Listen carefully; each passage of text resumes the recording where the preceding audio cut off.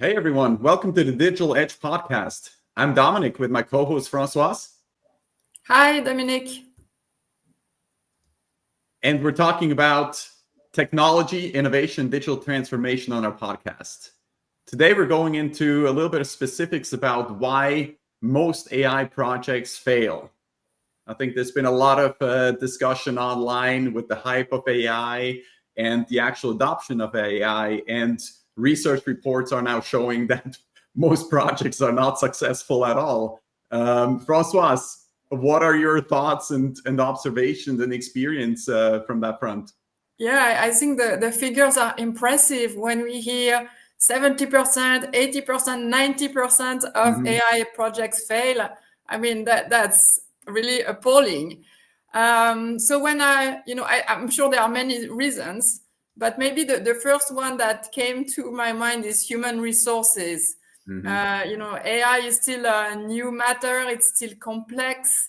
And I think one of the first reasons is that maybe organizations don't have the skilled resources, especially when you go to small or medium-sized enterprises.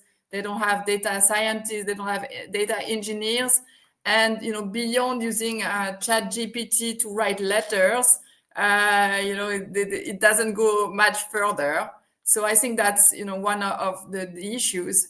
Another issue that could be maybe for larger organizations that actually have people that are skilled with data is to leave those teams, data engineers, model designers, to manage those projects. And there might be some disconnect between the real needs of the business and people who are developing data models. A typical technology business disconnect then, huh? Exactly. And so we end up with projects that are solving the wrong problems when the users are not really invited to participate, in the design.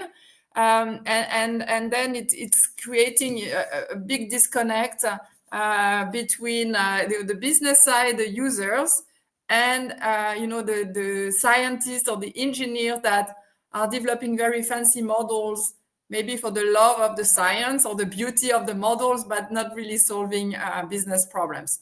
So those human resources, not enough on one side, and maybe not the right interaction on the other side, for me is the first reason for failure. Have you seen other reasons on your side?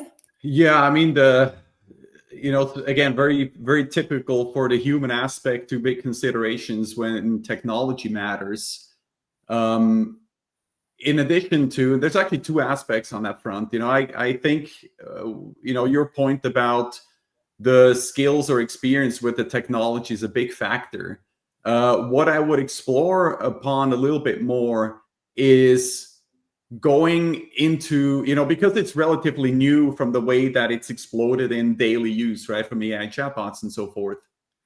And I think with exceptional hype that we're experiencing, and of course, vendors, developers of tools and technologies, right, they tend to overpromise about what their technology can do today and to overpromise even more what it can do tomorrow.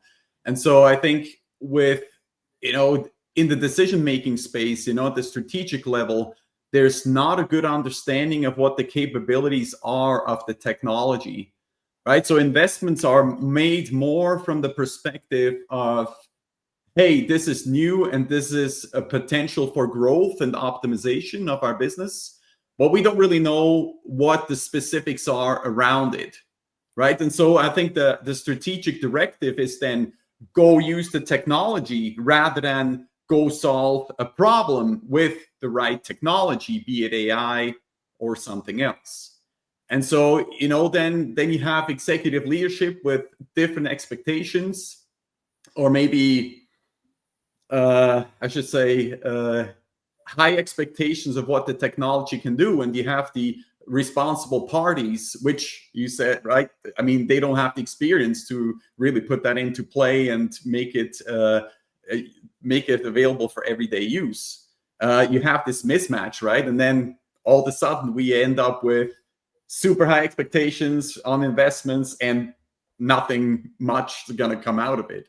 I think that has a big factor to do with it. And nobody wants to speak up and say, hey guys, up there, please, this is not going to happen, Yeah, I think I make a parallel with innovation, when sometimes we create a sandbox where people can play with ideas or technology, but, it's kind of expected that maybe not much is going to come out of it.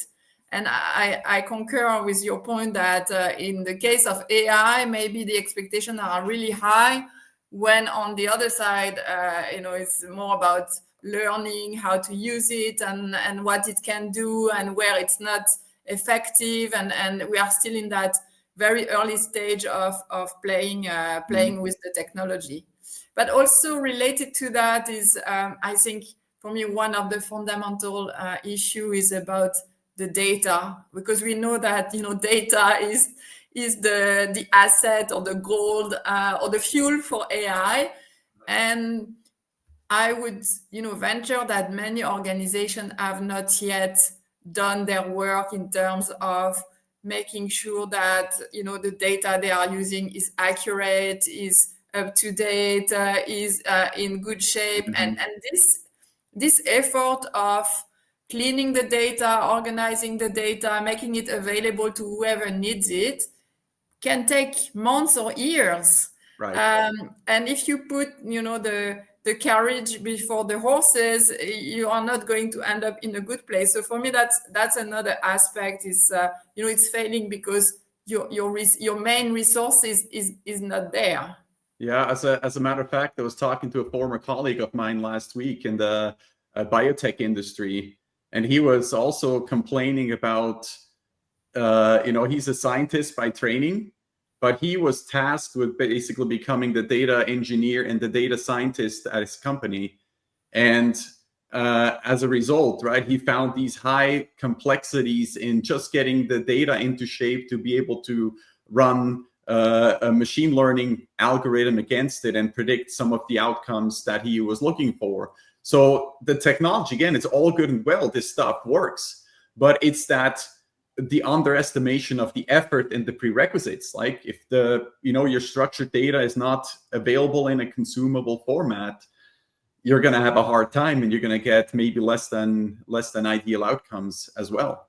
And then, right, it's not as attractive to say, hey, let's invest $5 million in cleaning up our data, and which doesn't give us anything yet. And then we'll get to AI topics and leveraging the data afterwards, right? For many companies, I think that's a hard pill to swallow. And there's this desire of like, but AI can like do all of this automatic and replace all our people and be all independent and autonomous. And then we get back into that misunderstood expectations, I think.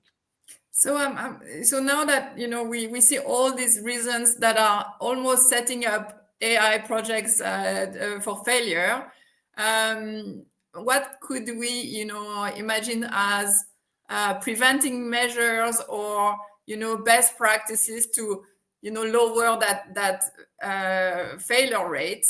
And if I can start, first I'm thinking making sure that you are launching an AI project based on real use cases and business problems that needs to be solved, and not just go in all direction that will not be productive. That would be one. The second is, as we just mentioned, is making sure that you have the necessary resources, meaning data on one side and people who can work on that, or if you don't have them internally, work with a provider. And maybe my third recommendation would be start small. I mean, try to, because you are going to learn by doing, so, try to start on one single project with a very clearly defined problem and learn with that before expanding to multiple areas. You want to add other recommendations?